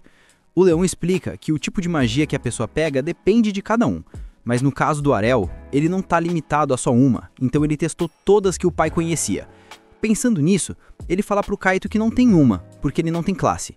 O Kaito fica sem entender nada, mas a Kufa dá risada e diz pro Kaito que o Arel tá caô, obviamente. Qual é? Alguém sem classe nunca ia tentar entrar no instituto. O Kaito fica puto rapidinho e fala pro Arel que a brincadeira não teve graça nenhuma. O Arel esclarece que não tá de caô e, pra provar, mostra a identificação de classe dele. Os moleques ficam chocados ao ver que é verdade. A Colette até comenta que é a primeira vez que vê uma identificação sem classe. O Kaito, agora meio que tirando onda, pergunta pro Arel se ele sério tá pensando em aprender magia sendo sem classe. Diz que ele deve ser maluco de fazer uma parada dessas. Mas o Arel só comenta que essa situação é familiar pra ele. Naquele momento, a carroça para do nada, com um rugido muito alto vindo do mato. O Arel fala calmão que parecia um rei troll macho e que o bicho provavelmente rugiu pra eles de algum lugar da floresta. O Kaito se liga na hora, alarmado, dizendo que essas paradas são super fortes, então eles têm que meter o pé o mais rápido possível. Só que o motorista avisa que os cavalos desmaiaram, então eles não conseguem sair dali. A Colette entra em pânico, falando que eles vão morrer, mas o Kaito tenta acalmar ela e lembra que troll é troll, e que com certeza eles conseguem fazer alguma parada. O Kaito concorda, dizendo que trolls são enormes e se movem devagar, então dá pra acertar eles. A Kufa diz que dá pra vencer se eles se unirem, então eles têm que trabalhar em equipe e usar todo o poder pra derrotar o Rei Troll. Depois de uns segundos, um troll gigante aparece na frente deles e a Colette se assusta na hora. O Kaito dá um gás nela, dizendo que eles dão conta apesar do tamanho. Mas quando o troll chega perto, o verdadeiro Rei Troll afasta ele com um tapão e os moleques piram ao ver o quão gigantesco o bicho era de verdade. As meninas tremem de medo, falando que não dá, e o Kaito admite que eles não têm chance contra essa coisa. Mesmo assim, ele cria coragem para encarar o Rei Troll, falando que não vai perder sem pelo menos tentar. Ele tenta dar um dano, usando toda a mana para lançar uma bola de fogo poderosa. Infelizmente, isso não faz nem cócegas no Rei Troll e só deixa ele mais puto. O Kaito entra em pânico por ter ficado sem mana, mas enquanto ele chora, o Rei Troll some na frente dos olhos dele no meio de uma explosão destruidora. Eles ficam totalmente confusos porque o Troll simplesmente virou cinzas, sem eles terem feito nada. Nessa hora, o Arel comenta que devia ter se segurado mais, porque aquilo com certeza foi exagero. O Kaito se toca de que foi ele quem lançou aquele feitiço, e a Colette comenta que a explosão é magia vermelha de nível supremo. O tipo de magia que só um mago de alto escalão usa. Enquanto os moleques tentam processar o que acabou de rolar, o Arel decide usar magia nos cavalos, ajudando eles a se recuperarem rapidinho. O motorista agradece, dizendo que ele salvou a vida dele de novo, mas o Arel responde que gostaria de ver do que ele é capaz na próxima. O Kaito chega voado no Arel para se desculpar por ter sido mó grosso, dizendo que não fazia ideia de que ele era um grande mestre. O Arel esclarece que não é mestre, mas o Kaito insiste, dizendo que quer aprender com ele para virar um mago incrível assim. O Arel mostra a identificação sem classe de novo, mas nenhum dos moleques acredita agora, e a Kufa até garante que o documento dele deve ser falso. A Colette deduz que ele deve ter um motivo para esconder quem ele é de verdade, e isso faz o Kaito achar ele mais genial ainda do que pensava. O Arel tenta explicar que é sério, que ele não tem classe, mas é inútil. Na moral, o motorista só segura a risada e avisa que eles já estão indo para a Cidade da Magia. Depois de 2 dias, o Kaito avisa o Arel empolgado que Erzbel, a Cidade da Magia, tá ali no meio do lago. Assim que chegam na cidade, o Kaito corre em volta do Arel e diz que ouviu que a ponte se mantém por causa de magia, o que combina perfeitamente com uma cidade mágica. Tanto a Kufa quanto a Colette ficam boladas ao verem que o Kaito, que é mó metido, agora tá agindo como um cachorrinho obediente. É um choque de verdade ver ele assim. E por mais que o Arel e a magia dele sejam impressionantes, as meninas acham que o Arel jogou um feitiço no Kaito pra fazer ele se comportar daquele jeito, então elas decidem ficar pra trás e observar pra confirmar. O Arel já sabe que tem um mal-entendido chato rolando, mas não tem o que fazer. Por enquanto, o Kaito pergunta se ele vai fazer o exame de admissão para magia vermelha, mas o Arel nem sabia que o instituto era dividido pelo tipo de magia. O Kaito explica que o Magiscript, o vocabulário e a gramática são diferentes dependendo do tipo. A Kufa comenta que ela vai para a escola de magia azul e a Colette diz que vai para a de magia verde, mas está muito nervosa. O Kaito avisa ela para não reprovar no exame, senão ela vai ser mandada de volta para o interior. A Kufa logo dá um toque nele, falando que o mesmo vale para ele, defendendo a Colette. O Arel, por outro lado, só pensa nos exames esperando que não o rejeitem na hora, como rolou na Cidade das Espadas. Ele decide ir com o Kaito fazer o exame de magia vermelha e vai no balcão de recepção preencher e entregar o pedido. Apesar da preocupação dele, a recepcionista aprova o pedido, mesmo depois de ver que ele não tem classe, dizendo que ele tem o direito de fazer o exame independentemente. Ele fica meio surpreso, porque esse lugar é completamente diferente da Cidade das Espadas. O Kaito leva ele para o campo de testes, falando que ele vai passar de primeira. O moleque passa no exame depois de lançar uma simples bola de fogo numa armadura. E por mais que ele esteja super feliz, um rapaz loiro tira a onda dele, dizendo que todo mundo tá fazendo essa bola de fogo básica, o que é ridículo. O supervisor se surpreende ao ver que esse moleque loiro já é um mago de classe avançada na idade dele. O Ariel pergunta se isso é maneiro, e o Kaito diz que só um verdadeiro prodígio consegue receber uma bênção de classe avançada na hora, o que significa que ele pode entrar direto no curso de elite. Por mais irado que isso soe, o Ariel só lembra do pai, e pensa que até gente assim pode acabar virando um velho no mato. O garoto loiro pergunta para o instrutor se ele pode destruir o alvo com as chamas dele. Depois de receber a permissão, ele lança um feitiço de erupção poderoso. O Kaito fica chocado ao ver aquele pilar de fogo, mas diz que ainda não se compara com o mestre dele.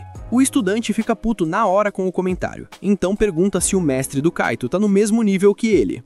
O Kaito afirma, mas antes que ele comece a se exibir, o Ariel dá um tapa na cabeça dele para parar.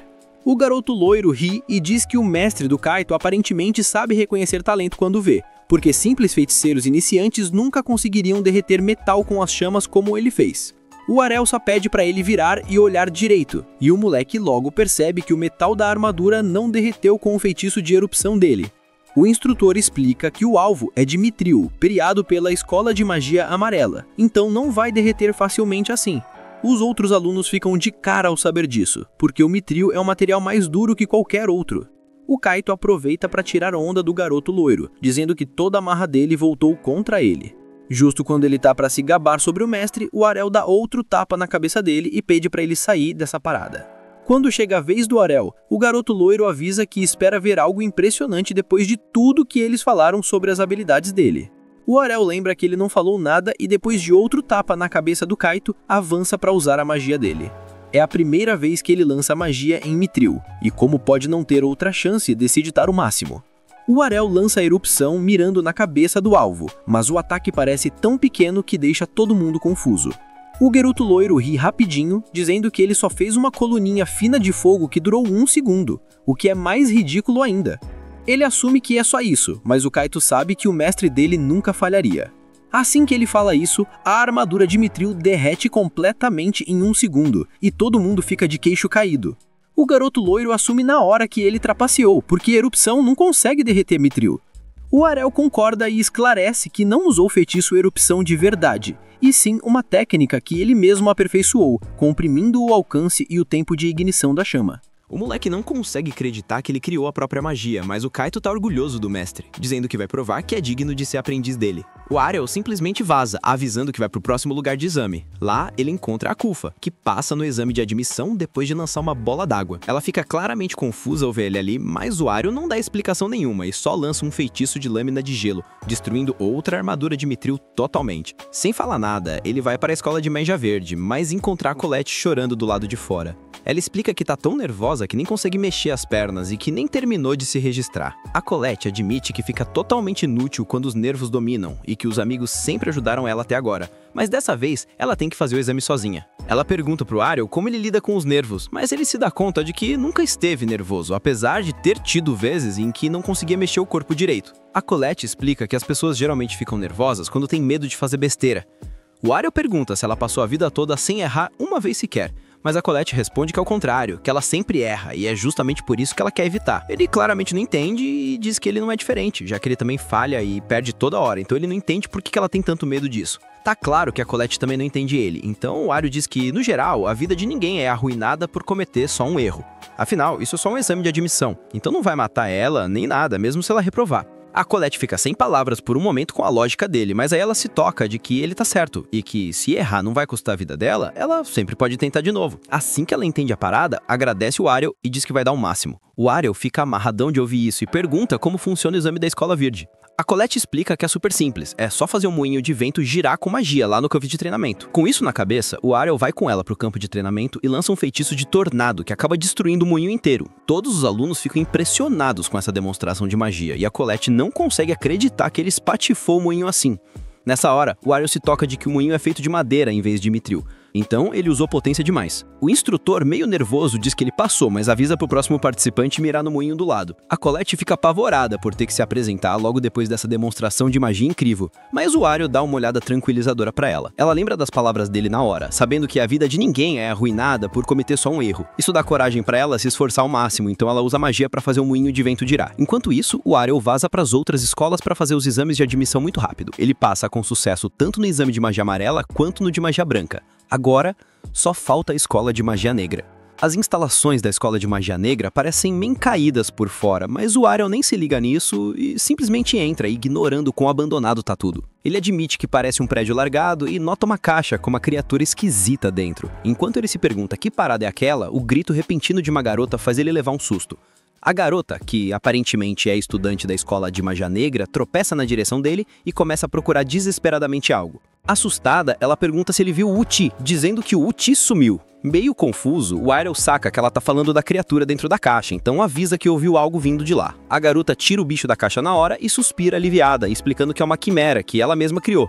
O Ariel dá uma risadinha meio sem graça com isso, quando de repente um esqueleto toca no ombro dele e diz que ele não é familiar. O esqueleto dá as boas-vindas para a Escola de Magia Negra, mas o Ariel, sem pensar duas vezes, decapita ele com a espada. O esqueleto pega a cabeça rapidinho e reclama de como ele é cruel, perguntando por que alguém simplesmente decapitaria uma dama assim. O Ariel pergunta se ele é um monstro ou um morto-vivo, mas o esqueleto responde que o nome dele é Natália e que ele é só um físico bonito. Ignorando o fato de ser um esqueleto, o Ariel pergunta onde é o exame de admissão para a Escola de Magia Negra, mas a Natália esclarece que não tem exame de admissão ali, porque nunca teve muitos alunos interessados em aprender magia negra, e é por isso que todo mundo é bem-vindo. O Ariel pensa sinceramente que eles deviam ser um pouco mais seletivos, mas ao ver a garota de antes, fica claro que eles realmente aceitam qualquer um. Depois de se registrar, o Kaito, a Kufa e a Colette encontram ele na cidade, e os três perguntam para qual escola ele vai. Ele esclarece que não vai escolher uma, porque simplesmente vai em todas. O Kaito avisa que é loucura ir para 3 escolas ao mesmo tempo, por melhor que ele seja em magia. No entanto, o Ariel deixa eles mais chocados ainda quando diz que na real ele vai frequentar 6 escolas ao mesmo tempo. Vermelha, azul, verde, amarela, branca e negra. A galera simplesmente não botou fé na história do Ariel. Eles olhavam com aquela cara de isso é impossível, e para acabar com o mistério de uma vez por todas, Ariel teve que fazer a prova definitiva. Despejou sobre a mesa todas as carteirinhas de identificação que ele havia recebido das 6 instituições de ensino que o aceitaram. Ao verem um monte de cartões, um para cada escola diferente, finalmente se convenceram da loucura, mas ficaram chocados com a audácia do garoto. A principal dúvida era, como é que as escolas permitem que ele estude em tudo que é canto ao mesmo tempo? Isso não deveria ser rastreável? Ariel, com seu raciocínio prático de sempre, sacou que a jogada era que cada escola mantinha a informação dos alunos às 7 chaves. A falta de comunicação impedia que uma soubesse que ele já estava matriculado em outra. Mas aí vinha o verdadeiro pepino grande para resolver. O maior perrengue de Ariel era o caos nos horários, pois as aulas das diferentes escolas se chocavam direto, tornando o comparecimento integral impraticável. A sorte do Prota era que a presença em sala de aula só valia 20% na nota final, ou seja, ele podia compensar essa falta tirando notões espetaculares nas provas. Colette, porém, que era mais ligada nos detalhes acadêmicos, logo avisou que a missão ia ser tensa de todo jeito, hein? Ela explicou que os livros didáticos eram insuficientes e não tinham o conteúdo mais atualizado das aulas. Ariel concordou com o problema e, sem perder tempo, perguntou se a turma topava fechar uma parceria e dividiu no apontamento de classe com ele. Todos aceitaram o acordo. Com essa ajuda estratégica, Ariel reduziu a bagunça para apenas 3 aulas presenciais que ele teria que encarar. Para completar boa notícia, a Escola Negra revelou não ter um horário fixo e formal, o que reduzia a agenda de Ariel para apenas as escolas de magia branca e amarela. Ao ouvir isso, as duas minas se entreolharam e se afascaram para um papo secreto, cheias de especulações. Enquanto isso, Kaito, todo animado, convidou Ariel para acompanhá-lo na primeira aula da Escola Vermelha com ele. As meninas lá no canto achavam uma loucura tentar acompanhar só 2 escolas de prestígio, mas Ariel estava muito de boa, como se estivesse apenas organizando uma lista de compras. Logo, Kaito chamou a turma, avisando que era hora de ir para a aula. Ariel e Kaito entraram na sala caminhando lá pro fundão, mas Royson, um mago avançado e meio exibido, notou os dois logo de cara. Kaito não perdeu a chance e começou a zoar ele por ter perdido o duelo pro Ariel. Royson atacou, mandando Kaito parar de se gabar e acusando Ariel de ser apenas um lançador de feitiços comum. Aí Ariel soltou, com uma calma que irritava o oponente. Não sou um lançador de feitiços. Royce pensou em voz alta. Um mago então? Ariel respondeu. Mago também não sou. Royce se assustou, sentindo a pressão. Um arquimago avançado por acaso? Ariel, para deixar o rapaz completamente bugado, respondeu. Também não sou. O professor entrou e Royce, desesperado e sentindo o orgulho ferido, perguntou qual era a classe do Ariel. O professor abriu o livro e, para o espanto geral, revelou. Ariel não tinha classe nenhuma registrada. Royce ficou em choque total. Ariel e Kaito se ajeitaram, e o professor iniciou a lição, pronto para desafiar a turma. O mestre começou a escrever magiescritos complexos no quadro, fazendo a cabeça de Kaito fritar. Ariel, no entanto, ficou surpreso. O professor estava ensinando a linguagem mágica básica. Ele achou esquisito, afinal, a maioria dos lançadores de feitiços usava os magiescritos de forma instintiva. O professor explicou que, embora não precisassem para feitiços simples, dominar um magiescrito era essencial para magias avançadas. avançadas, pois aumentava o poder, reduzia o dreno de mana e aliviava a tensão no corpo. E mais, permitia criar novos efeitos rearranjando a estrutura dos feitiços, como um código de programação. Kaito ligou os pontos na hora. Ariel fazia essa técnica poderosa manipulando os feitiços com maestria, sem nunca ter tido treino formal. Ariel ficou abismado. Ele achava que estava apenas copiando o pai, que vivia brincando de misturar e otimizar feitiços como se fossem peças de montar. No dia seguinte, Ariel estava na escola verde, sentindo-se entediado por não ter absorvido nada novo nas 3 escolas anteriores. Mas o ânimo voltou. Lá ensinavam magia de voo. Ele nunca tinha usado, pois o pai tinha fobia de altura, o que restringiu seus experimentos. A professora de vento mandou a galera se visualizar sendo puxada por uma corrente de ar. O prota percebeu que esse truque só funcionava para quem tinha classe de vento. Enquanto ele pensava em uma alternativa, Colette, segurando a onda, conseguiu subir no ar. Mas logo perdeu o controle, gritou e caiu com tudo no chão. Ela se levantou cheia de poeira e decidida a dominar a habilidade. Ariel tentou voar usando um feitiço de tornado, mas o resultado foi um lançamento descontrolado para o espaço. Ao aterrissar como um meteoro, ele concluiu que a magia foi um pouco over, provou o básico. Colette ajudou ele quando o outro aluno chegou zoando os dois, se gabando de que era bom o suficiente para vencer a próxima corrida aérea. Colette explicou que era uma competição de controle de movimento em pistas de obstáculos. Ariel se interessou e quis participar, mas o metido lembrou que ele não sabia voar. Ariel disse que ia aprender com treino suficiente. A corrida seria em 2 meses. O aluno snob zombou, dizendo que Ariel precisaria de pelo menos 6 meses e deveria tentar só no próximo ano. Mas Ariel, com a moral lá em cima, garantiu que ia dominar as habilidades de vento a tempo. Colette, contagiada pela confiança, acreditou na hora. Poucos dias depois, Kaito e as meninas foram à Escola Verde. Colette tinha perdido um objeto lá. Kaito estava nervoso por ser tarde, e Kuofa estava morrendo de medo dos boatos de assombração. Kaito tampou os ouvidos, e Kuofa zoou por ser medroso. Enquanto os dois tretavam, Colette pediu silêncio, já era meia-noite. De repente, os dois viram um fantasma flutuando atrás dela e soltaram um berro de terror. O fantasma voou pela janela e tapou a boca de Colette para evitar o grito. Kaito ameaçou, pronto para lançar um feitiço. O fantasma levantou as mãos e tirou o capuz. Era o Ariel. Ariel perguntou o que faziam lá. Eles rebateram, perguntando por que ele perambulava como um assombro. Ariel apontou para os pés flutuando sobre o chão e explicou que estava praticando as habilidades de voo todas as noites, aproveitando a calmaria. Kuofa ficou aliviada. Kaito se preocupou com a saúde de Ariel, perguntando se ele estava exausto. Ariel tranquilizou, dizendo que estava bem, pois ele também estava dormindo naquele momento. A galera ficou chocada. Ele confirmou que dormia enquanto usava o feitiço para economizar tempo e energia. Kuofa achou impossível, mas ficou admirada com a capacidade de otimização do prota. Kaito percebeu o quanto tinha relaxado no treino e se sentiu motivado. Ele prometeu se esforçar mais para dominar suas técnicas. O protagonista lembrou que ele deveria primeiro superar o medo de fantasmas, enquanto as garotas também se sentiram inspiradas. Depois de recuperar o objeto, a turma foi embora. Ariel foi à escola negra. Natália ficou super feliz. Ariel disse que só queria usar a biblioteca. Ele explicou que queria ler todos os livros raros, que não existiam em outro lugar. Natália tentou recrutá-lo, mas ele recusou e levou os livros. No dia seguinte, Ariel estava na aula da Escola Vermelha e levantou a mão. Quando o professor se virou, Ariel apontou que uma linha do feitiço no quadro estava escrita errada, corrigindo o mestre na frente da turma. Kaito ficou impressionado. Ariel explicou que teve que memorizar cada feitiço, e para lembrar de tudo, ele encurtava os mais longos, criando atalhos. O professor, intrigado, pediu para Ariel reescrever a versão curta no quadro. Ao ver que Ariel havia eliminado 2 linhas inteiras, o professor reconheceu seu talento, mas alertou que a versão removia todas as seguranças, fazendo o feitiço poder explodir. Ariel respondeu que a proteção divina dele era suficiente para aguentar qualquer explosão, desde que não morresse. O professor ficou pensativo. O professor perguntou se Ariel toparia um teste para pular direto para o 2º ano. Ariel demonstrou interesse, e Royce também pediu para fazer o exame. O professor os levou a uma arena, avisando que teriam que derrotar um monstro. Royce foi primeiro. O professor abriu o portão. Um minotauro gigante saiu, deixando Royce nervoso.